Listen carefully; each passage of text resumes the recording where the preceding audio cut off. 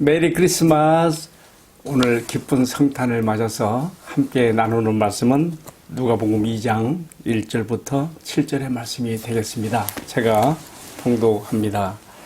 그때에 아구스도가 영을 내려 천하로 다 호족하라 하였으니 이 호족은 구레뇨가 수리아 총독이 되었을 때 처음 한 것이라. 모든 사람이 호족하러 각각 고향으로 돌아가매 요셉도 다윗의 집 족속이므로 갈릴리 나사렛 동네에서 유대를 향하여 베들레헴이라는 다윗의 동네로 그 약혼한 마리아와 함께 호족하러 올라가니 마리아가 이미 잉태하였더라. 거기 있을 그때에 해산할 날이 차서 첫 아들을 낳아 강보를 싸서 구유에 뉘었으니 이는 요간에 있을 곳이 없음이더라. 아멘. 예, 풍성한 이 말씀을 가지고 하나님이 짐승의 나라의 사람의 아들로 태어나신 그 주제를 가지고 말씀을 나누겠습니다. 오늘 본문의 말씀을 제가 읽으면서 크게 네 가지를 생각했습니다. 첫 번째는요, 예수님은 역사적인 인물로 탄생하신 분이라는 것입니다. 두 번째는요, 예수님은 성경이 예언한 장소에서 태어나신 분입니다. 세 번째는 예수님은 모친 마리아의 몸에서 나온 6남매 중에 첫아들, 맏아들로 탄생하신 분이십니다. 네 번째는 예수님은 탄생하시어 가축의 우리간 염을 통해 뉘어지신 분이십니다. 크게 네 가지 주제를 가지고 함께 말씀을 나눠보겠습니다. 첫 번째로요, 예수님은 역사적인 인물로 태어나신 분이십니다. 영어로요, 보통 우리가 역사를 말할 때 his story라 한단 말이에요. 그분의 이야기, 그 사람의 이야기, 왜 이렇게 되었을까? 예, 그렇습니다. 예수님은 역사의 AD와 BC를, 예수님 이전 BC와 예수님 이후 아노 도미니 AD로 나누는 역사의 분수령이 되시는, 역사의 중심이 되시는 분이십니다. 그는 어떤 구전이나 동화 속에, 신화 속에 나오는 그분이 아니라 실제로 우리와 똑같은 인간의 몸을 입고 이 땅에 오셔서 33년간 살다 가신 역사적인 인물인 것입니다. 바로 이 점을 증명하는 것이요, 오늘 읽은 말씀에서 2장 1절에 그때란 말은 아기 예수가 태어난 그때란 말이죠. 가이사 아구스도가, 이 말은 당시 세계의 그 제국이라 할 수 있는 로마 제국의 가이사 아구스도라는 그 황제가 다스릴 때라는 말이죠. 이 사람은 참 특이한 사람이에요. 이 사람의 본래 이름은요, 옥타비아누스라는 사람인데,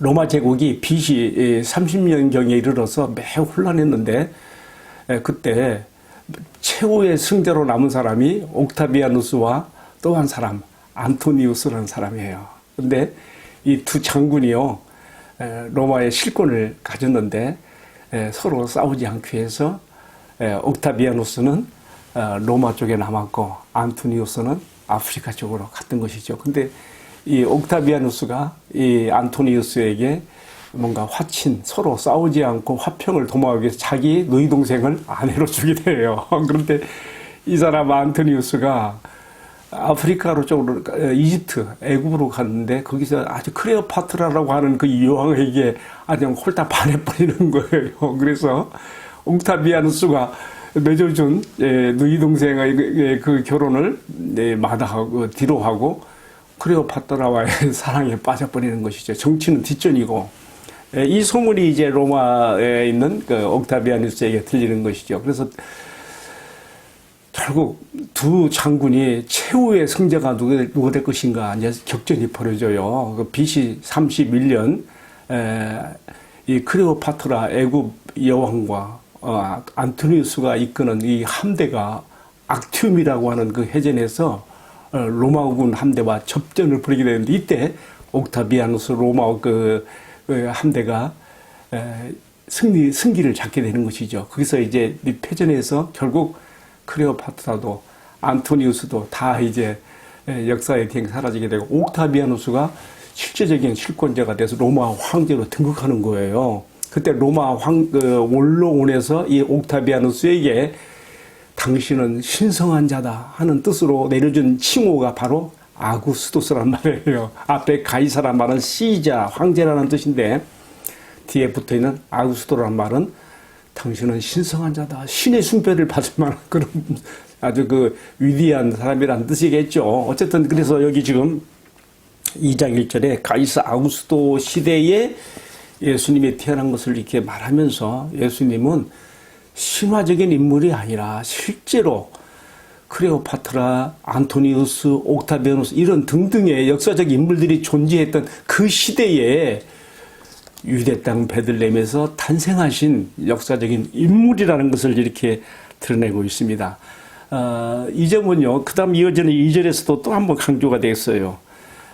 이 지금 로마 황제 아우구스도가 천하로의 명을 내려서 제국의 모든 식민들은 다 호적을 하라고 말하면 다 자기 고향에 가서 말하자면 이름을 등기하라는 것이죠. 대개 이렇게 할 때는요, 두 가지 목적이 있어요. 하나는 인도세, 사람 머리 숫자대로 세금을 거둬들이는 그런 목적이 있고, 또 하나는 전쟁 징발권으로서 병사 자원 동원을 위해서 어느 많은 사람들을 병력으로 동원할 수 있는가 알아보고자 이렇게 하는 것이죠. 어쨌든 2절 말씀에 보게 되면 이 호적령이 내렸을 때에 유대인 역사가 요세푸스는 이 2절에 나오는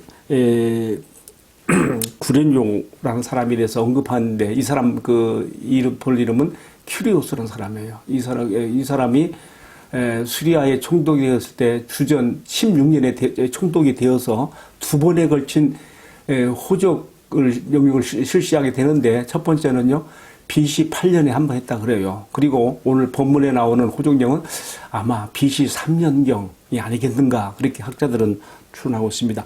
자, 이런 모든 점들이 예수님은 다시 반복되는 말씀입니다만은 우리가 똑같은 역사적인 인물로서 이 땅에 살았던, 바로 그래서 그의 이름을 사람의 아들로 칭하는 나사렛 예수로서 살았던 것이지요.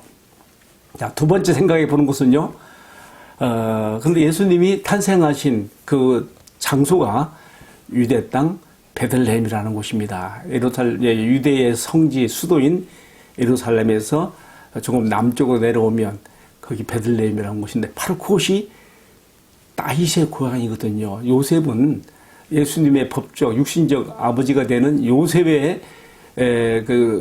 마지막 그 뿌리와 출신, 그 다윗의 가문이기 때문에 그 당시는 누가 왕중인지도 모르는 시대에 어쨌든 그가 베들레헴으로 호적을 하러 가게 되는데, 바로 그 호적하러 가는 와중에서 예수님을 베들레헴에서 낳게 되는데, 그 아내 마리아가 성령으로 임신되어진 예수님을 이제 출산하게 되는 것이죠. 자, 예수님의 탄생과 맞물려서 많은 움직임이 있어요. 첫 번째로는요, 하나님께서 황제 아구스도의 마음을 움직였다는 거. 그래서 그가 호준령을 내렸단 말이에요. 그리고 그 당시 유대 지방을 관할하는 곳이 시리아의 총독이 했거든요. 시리아 다스림 또한 유대에도 다스렸고, 시리아의 총독 구레뇨가 이 명을 또 받아서 또 집행하니까 그 식민지 하에 사는 모든 사람들은 이 호적을 해야 되는 거예요.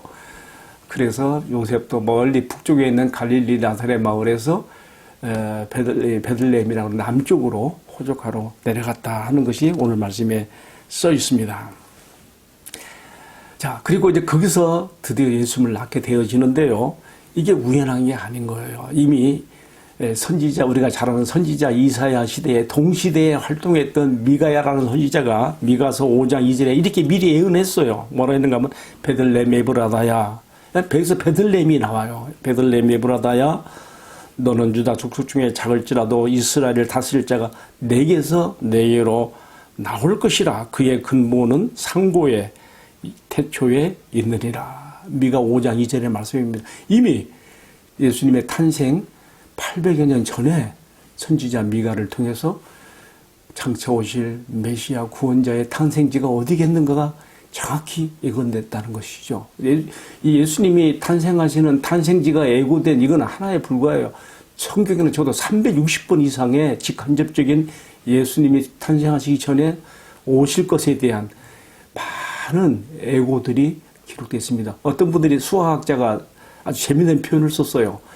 성경에 나와 있는 이 모든 예수님에 대한 예언들이 그대로 예수님 탄생과 함께 또 그 생애에 적용되기 위해서 수학적으로 얼마나 그 확률로 이것이 적용이 되는가 말했는데, 텍사스라고 하는 미국의 큰 그 도시에다가 이 은하를 5피트로 깔아놓고 그 중에 한 은하에다가만 딱 점을 치는 거예요. 그리고 어떤 사람이 눈을 감고 그 은하 한 입을 집어내는 거, 거기에 까맣게 칠을 한, 표시해 놓은 그 정도의 확률로 정확하게 구약 성경에 애고되었던 오실 메시아에 대한 예언이 예수님에게 적용되어졌는데, 그 오늘 본문에서는 그 중에 한 가지, 그가 태어날 곳이 유대 땅 베들레헴이라 하는 것이 나오고 있습니다. 이것이 또 응해지기 위해서 하나님께서 로마 황제의 마음을 움직이시고, 또 당시 유대를 관할하는 시리아 총독 구레노의 마음을 움직여서 이 호정령이 발동되게 하시고, 또 요셉과 마리아도 그 호정령에 따라서 베들레헴으로 내려와서 마침내 거기서 예수님을 출생하게 되는 것이니, 참 날줄과 시줄로 엮어지는 것 같은 이 기가 막힌 이 기묘한 이 과정 속에 우리 하나님의 개입과 간섭이 있었고, 마침내 그의 말씀을 성취하게 하셨다는 것을 우리가 여기서 볼 수가 있죠. 자, 세 번째 생각해 보는 것은요, 예수님은 육남매 중에 첫 아들로 탄생하셨습니다. 여기 나오지요.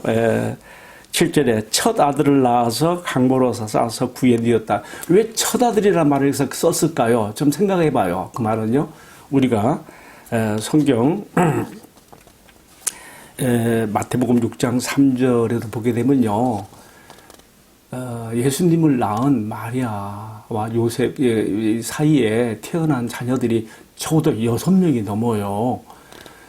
천주교에서는 물론 마리아가 예수님만 낳았다고 해서 마리아도 이렇게 막 신성시 하는데, 사실 그렇지 않습니다. 저는 뭐 천주교애들한테 좀 미안하지만, 왜 여기서 맏아들, 첫아들을 낳았다는 말을 왜 쓸까요? 예수님 밑으로 또 동생들이 낳아졌다는 거 아니겠습니까? 마태복음 6장 3절 한번 보십시오. 거기 보게 되면 이 점이 분명히 표시가 되어 있습니다. 저가 목소의 아들이 아니냐? 목소 요셉의 아들이 아니냐? 그 동생들이 야고보, 요셉, 유다 등등 그 누이들이 우리와 함께 있지 아니하냐는 말 여기 나오거든요. 자, 예수님은 가난한 집에 맏아들로 태어나서 후에 육신의 아버지 요셉이 죽고 난 다음에는 자신이 가정의 생계를 짊어지는 그러한 가장으로서도 이렇게 모든 인생의 비참과 가난과 고달픔도 다 겪어보신 분이시지요. 어쨌든 예수님은 육남매의 맏아들로 태어나신 분입니다. 우리와 똑같은 인간의 고초를 다 겪으셨습니다. 예수님 비유 가운데 나오는 여러 비유들이 예수님이 얼마나 어렵게 힘들게 살았는가를 보여줘요. 예를 들면은 이웃집에 떡을 빌리러 가는 얘기가 나오잖아요. 어떤 사람이 밤에 손님이 왔는데 먹을 것이 없어. 그래서 이웃집에 가서 떡을 빌려온다고요. 그래서 막 두드리는 거예요. 떡 한 덩이만 주시오. 빌려주시오. 나에게 벗이 왔는데 먹을 것이 없습니다. 예수님 생활 속에 다 나온 얘기예요. 이렇게 구차하게 힘들게 사셨던 그런 예수님의 일상도 있는 거예요. 자, 말이 좀 길어졌습니다만은 다시 정리합니다. 예수님은 역사적인 인물로 태어나셨다. 두 번째는 예수님은 이미 구약에서 예언된 그 장소인 베들레헴에서 태어나셨다. 세 번째는 예수님은 적어도 육남매 이상 되는 동생들을 둔 첫아들로 태어나셨다. 그러니까 예수님만 마리아의 몸에 성령으로 임신되어서 탄생되었고요. 나머지 자녀들은, 동생들은 다 요셉과 마리아 사이에서 자연 출생적으로 태어난 자녀들인 것을 우리가 생각해 볼 수 있습니다. 자, 마지막으로 하나만 더 말씀드립니다. 네 번째는요, 예수님이 탄생하셔서 받으신 첫 선물이 뭐냐 이거예요. 그것은 가축의 우리간에 나무로 만든 여물통이라는 것입니다. 기가 막힌 이야기예요. 하나님께서 자기의 아들을 이 땅에 태어나게 하시는데 어디 왕궁은 고사하고 어디 여관방 하나 들어갈 데가 없어서 그 여행객들이 자기 뭐 말이나 나귀를 묶어두는 그런 헛간에, 우리간에 거기서 탄생하시고 또 낳은 아들을 마리아가 강보, 천으로 싸서 누울 곳이 없으니까 여물통에다 뉘었겠느냐 그 말이에요. 왜 이렇게 태어났을까요? 저는 참 이 점이 정말 하나님의 그 낮아지심, 죄인된 우리를 구원하시기 위해서 창조주가 피조물이 되시고 영원하신 분이 제한된 시간 속으로 들어오고 자신을 좁혀서 우리를 찾아오시는데 그것도 가장 낮은 자리, 사람들이 사는 방도 아니고요. 가축들이 거쳐가는 그 우리간에서 낮았다고 하는 거, 참 이거 기가 막힌 이야기입니다. 다니엘서 7장 13절에 보게 되면 미리 이 점이 예언되어 있어요. 다니엘이 예언하는 말을 보면 인자 같은 이가 짐승의 나라에 오는 것으로 묘사가 되고 있어요. 한번 읽어보세요. 다니엘 7장 13절입니다. 짐승화되고 하나님을 떠난 인간의 마음, 짐승화되고 동물화되어버린 그 인간들 가운데 내려오시는 그 하나님에 대한 묘사를 짐승의 나라에 오시는 인자 같은 이로 표현했다는 말이에요. 기가 막힌 이야기죠. 하나님께서 나 같은 죄인을 구속하시기 위해서 이렇게 자신을 낮춰서 찾아오시는 것입니다. 그리고 예수님 받으신 탄생하셔서 첫 번째 선물은 방금 말씀드린 것처럼 뭐예요? 나무로 만든 여물통이란 말이죠. 예수님 나무하고 연관이 많으세요. 태어나셔서 처음 받으신 선물이 나무로 만든 요람이었고요. 또 아버지 요셉의 가업을 이어서 나무를 만지는 목수 생활을 하셨고 마지막에 이런 나무로 만든 십자가에서 우리 죄를 대신 담당하여 주시기까지 나무하고 관련이 있어요. 그가 마침내 우리를 영원한 생명의 나무로, 생명나무의 길로 인도하실 분으로 요한계시록 22장 우리에게 소개하고 보여주고 있습니다. 이제 오늘 말씀을 마칩니다. 다시 한번 묻습니다. 왜 예수님께서 왕궁은 고사하고 사람들이 거쳐가는 방도 아니고 왜 이렇게 더럽고 추하고 냄새나는 가축들의 우리간 영을 통해서 나서야 되느냐 말이에요. 저는 매년 성탄절이 돌아올 때마다 제가 반복해서 전하는 메시지가 이것입니다. 가축의 우리간보다 더 더럽고 냄새나고 추한 인간의 마음이라도, 내 마음이라도 짐승화되고 동물화되어버린 그런 인간의 마음이라도 누구든지 그 마음을 낮추어 그 앞에 마음을 열기만 하면, 예수님이 들어가실 수만 있게 마음만 연다면 어떤 죄인이든지 어느 누구를 막론하고 주님은 우리 마음에 들어오실 수 있는 분이시고 나와 함께 하시고 나를 변화시키시고 새롭게 하시고 하나님의 자녀로 살아가도록, 소망 가운데 살아가도록 우리를 만들어 주시는 분이라는 것을 이렇게 표현하고 있는 것입니다. 여러분, 예수님에게 어떤 성탄 선물을 드리겠습니까? 우리가 주님께 드릴 수 있는 가장 좋은 선물은 내가 주님을 위해서 무엇을 해드리긴 그런 것보다도 내 안에 들어오셔서 나와 함께 사시기를 원하시고 나와 함께 나의 인생을 살아가기 원하시는 그분께, 나를 구원의 길로 생명을 이끄시기를 원하는 그분에게, 이것 때문에 찾아오신 그분에게 나의 마음을 열어서 그분을 영접하고 나의 마음과 삶의 주인으로 모시는 것입니다. 요한계시록 3장 20절에 그래서 주님께서 이렇게 말씀했습니다. 볼지어다 내가 문 밖에서 두드리노니 누구든지 내 음성을 듣고 문을 열면 나는 그에게로 들어가고 그는 나로 더불어 먹으리라. 내 마음 상태가 어떠하든지 문제되지 않아요. 가축의 우리간보다 더 더럽고 추하고 냄새나는 지저분한 그런 마음이라도 괜찮아요. 마음의 문을 열기만 한다면 주님은 들어오셔서 나와 함께 내 인생을 살아가시며 새로운 피조물로, 나를 하나님의 자녀로, 천국의 자녀로 나를 만들어 주시는 것입니다. 함께 기도하겠습니다. 사랑하시는 주님, 2024년 성탄을 맞아서 누가복음 2장 1절로 7절의 말씀으로 함께 나누었습니다. 우리와 같은 인간의 모습으로 오시되 낮고 천한 가축의 우리간 여물통에 나신 것은 그 누구라도 마음의 문을 열기만 하면 들어오실 수 있는 영광의 주님이신 것을 함께 생각했습니다. 이 말씀을 시청하는 모든 사람들 심령 가운데 은혜를 베풀어 주셔서 우리 주님 마음에 모시고 주님과 함께 남은 인생을 살아가는 복된 인생들로 축복하여 주옵소서. 주 예수님 이름으로 기도 올리옵나이다. 아멘. 메리 크리스마스.